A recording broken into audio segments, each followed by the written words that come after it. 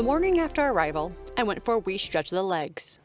Good morning. So I am at the place of Cook's Landing when he first came to New Zealand, his very first stop. And yeah, it's kind of interesting, Gisborne. It's not what I expected. It's a big contrast between really beautiful things and industry. Like you can hear in the background that there's, you know, a big truck passing by in the road, and they're full of logs, and there's a logging place right behind me here. And then there's this beautiful stop here where Cook's Landing was, and there's a park next door, and there's a path you can go on. And yeah, I don't know, it's hard to get a feel for a town when you've only got, you know, what, 24 hours that we're here and we're about to head out.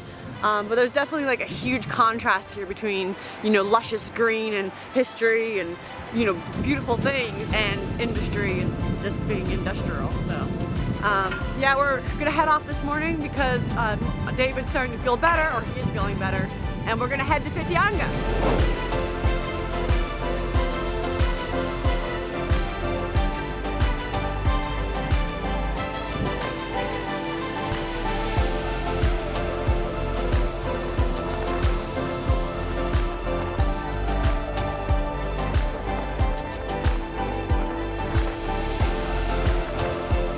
It was when I returned to the boat to report this finding that I learned that Captain Cook actually has quite a cult following.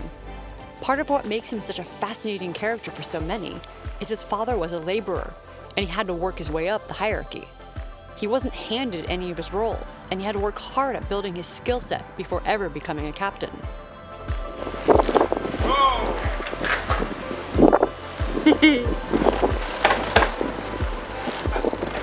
That's the maximum amount of food that you can get on a schooner. Make all your favourite things. Oh, question is, did you get me beer? Yeah! Party and bullshit. Delicious weed, a few others, and there's... Yeah, we've got a few interesting beers. This is the beauty of being with a guy who brews, right?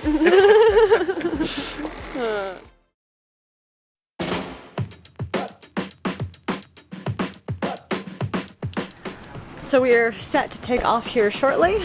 We've just emptied all the garbage, we've had breakfast, Martin did some provisioning, and yeah, we're gonna hopefully head straight to Whitianga from here. So yeah, wish us luck. It looks like it's about 26 knots out there, so quite a heavy weather, and we've got about, I think, 220 nautical miles ahead of us, so it'll be another fun journey. All right, you feeling better? How are you feeling about this next passage we got going? Oh, it's gonna be awesome, man. Get strapped in. We're gonna have a really heavy tailwind coming out, and then go around the Cape late, and then hopefully we'll have a nice southerly from there to wherever it is we're stopping next. So, yeah. Looks good. This should be a lot more pleasant than the first one, right? Well, yeah, we're past the norovirus thing, so that should take everything up from here. Yeah, can't get worse. Sweet. Yeah. Good job, Captain. Yes, thank you.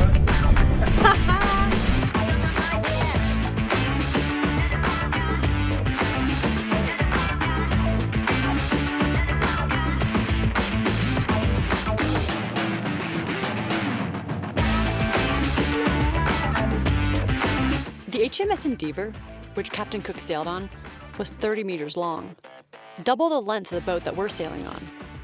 That was a length close enough to my reality to be relatable. And, well, I found myself comparing what it must have been like to sail in his time versus our current reality. Talega Maritime Radio, Talega Maritime Radio, Talega Maritime Radio. This is sailing vessel Champagne, Champagne, Champagne. Do you copy over? This is Talega Maritime Radio. Copy you. Can we go to channel 67, please? 67. Going up to 67. Yeah, good afternoon. Just wanted to file our trip report. We're just leaving Gisborne, and I've got 3 POV, and we're heading to Whitianga. That will be our next port of call. We hope to get there around about midnight on tomorrow night, so that'll be Friday night. Yeah, could be a bit later, I don't know, we'll see how we go. Anyway, yeah, so 3 POV, Whitianga tomorrow night. Over. Champagne, this is Talega Maritime Radio. That's all received. Thank you very much. Put the first point on. This is where when we left Wellington. Let's go for 2 o'clock. 41:30.8. 41:30.8. So what I do is I just measure off on the latitude from here, from this line, 30.8. So that will be about here. And then we put a little line here, because I know we were roughly about here. I'm just going to do that. And then longitude, 2 o'clock, 174, 57.1. 174, 57.1, which is 30, 40, 50, 7.1 there. And we just bring that across to my little tick here. It's actually about there. So we were there, we were in Palliser Bay. We were there, and that's my first 38.8. 70. Around here. Okay, I'll need to put another one in. I'll do that like that. And then we start to get the route that we took, which I've been doing all the way around New Zealand. And this was nice because this was actually midnight on New Year's Eve. So 00011. So that was where we were at New Year's Eve, on New Year's Eve, when we rolled round into 2022, and I reckon that we possibly were the people, well, one or two of the people who were the furthest away from New Zealand but still in New Zealand waters at the actual time of the rolling round of the year. So yeah, so that was nice. You must be proud of your circumnavigation. Well, yes, I am quite proud of it in a way, because it did seem like a big thing, but it hasn't been as big as I thought it was going to be. It's been easier in a way than I'd expected. We haven't had any big disasters, but we've had lots of mini disasters, I suppose. But I've managed to survive them all and live through them. So yeah, I am quite proud of what I've done. Captain Cook was very popular with his peers and crew, and that was because he was known for looking out for them. His care for his crew was unique and progressive for his time, and centered around preventing scurvy and having a nutrient-rich diet, good personal hygiene in a clean environment, and the mental health of his crew. He did simple things, such as short watches so crew weren't exposed to the elements for too long, had a dry change of clothes for crew if they got wet, and procured fresh water whenever he had a chance, even if his stocks were full.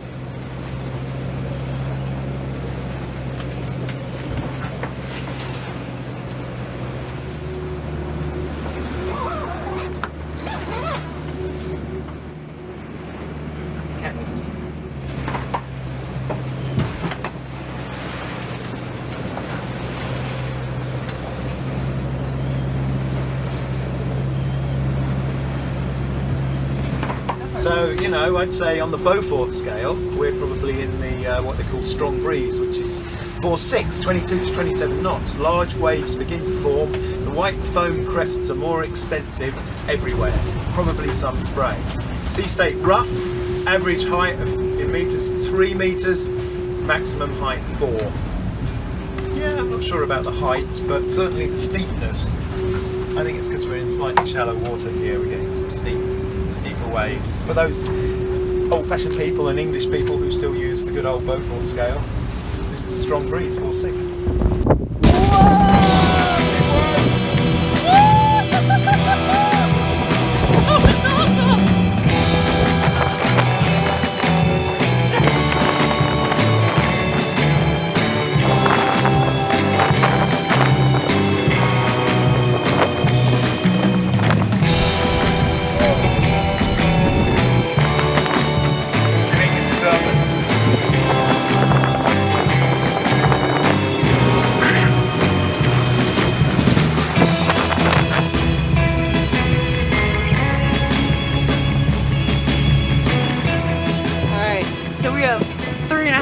Swells. It's supposed to build up to 4.1 tonight, and we're on a 12-second period right now, and it's supposed to go down to 9, which means the swell is going to get super steep.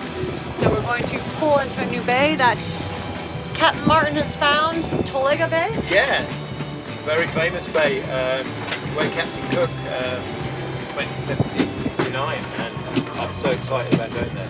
Yeah, it'll be nice because then we can also have a beer. a beer tonight. As Captain Martin made the call for us to turn into Laga Bay, instead of carrying on what would potentially be massive steep waves throughout the night, I found myself reflecting on the dichotomy of how Captain Cook was seen by his peers and crew versus how he is seen by the Maori. You see, when I got back to the boat after visiting his first landing spot, I did some Googling and found that his first interaction with Maori got off to a disastrous start. Over the course of 2 days, a series of what many call cultural misunderstandings led to between 8 to 15 Maori being shot and killed by Cook's men. The only way relations were restored is when Captain Cook captured the occupants of a fishing waka later that day and then bribed them to be friends through a series of presents and feeding them ample food. What's our anchoring plan? We're going to go over to the south side of the bay near the wharf, anchor there. We'll put out at least 3 times the water depth, maximum water depth, and that'll probably be, I'll aim for about 10 metres of water, and then we'll be looking at putting out, say, 30 to 50 metres of chain. And I do have an anchor buddy, which is a little metal weight that you can slide down the chain, which is quite good. It holds the chain down at a nice angle to give a better hold. You have a snubber? Have a snubber as well, yeah. We'll put that on if it's going to be jerky. The thing about snubbers is, a lot of people don't know that you should let the whole rope out. Mine's a 4 metre length of rope. A lot of people just put a little bit out. You often see the chain dangling off it up above the surface of the water. No, you want to let the whole lot out, so you've got a bit of stretch. The idea is to get stretch on that rope. So yeah, we'll put all 4 metres of snubber out. Sure.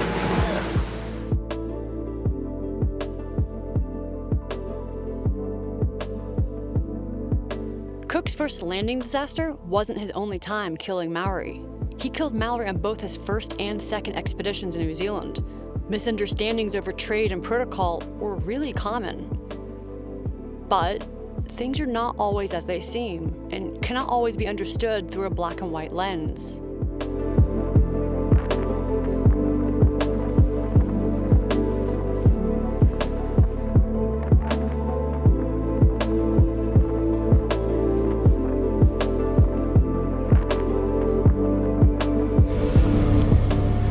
Having a wee anchoring issue, but we're getting it fixed.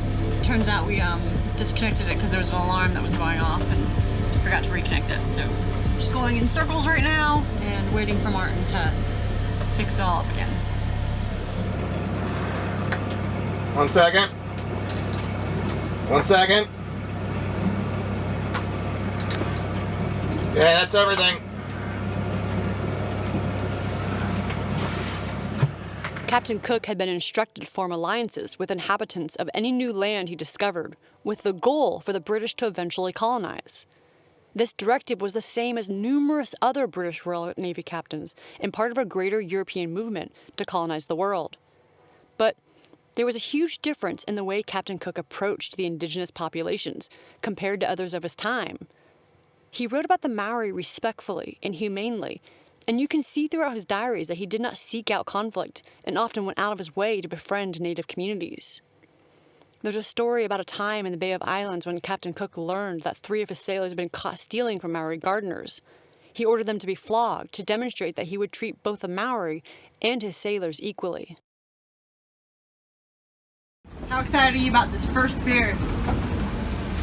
Yummy, yum, yum. How excited are you about this first beer? Yeah, it's gonna be that good, isn't it? I don't know if you guys can tell, but we were very excited about getting into this port. This has been some crazy weather. Although it doesn't feel as bad as it did when we started, so yeah.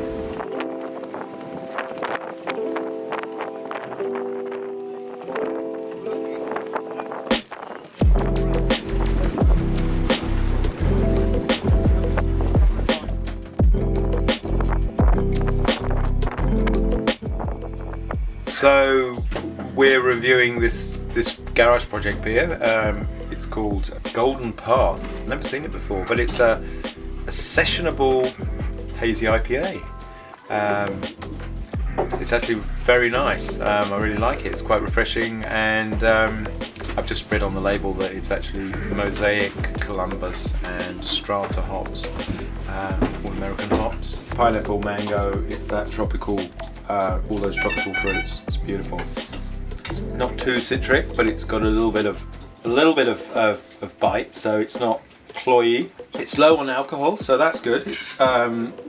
Because often that can kind of dominate when you've got these hazies that are like 6% or something. This is 4%.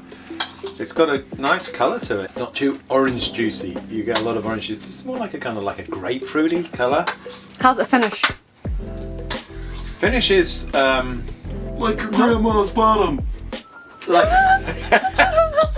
I've never tasted my grandma's bottom. Like Yeah. your grandma's bottom! Are you speaking from experience?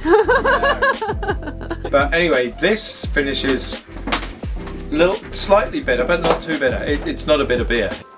Yeah. Sweet. Captain Cook was part of a system, a period of time in which expansion was the norm and indigenous populations were savages. With all that he did and those lives that were lost, it would not be right to make a hero out of him and put him on a pedestal of virtue. But equally, he was a man who kept his crew alive, went to far ends of the earth that rare few did in his time, and he possessed navigation and cartography skills well beyond his peers. I tend to think that ignoring either his virtues or failings and only seeing one side of his story not only dehumanizes him by ignoring the fact that we all carry such dichotomies, but also blanks out important parts of history that we can learn from.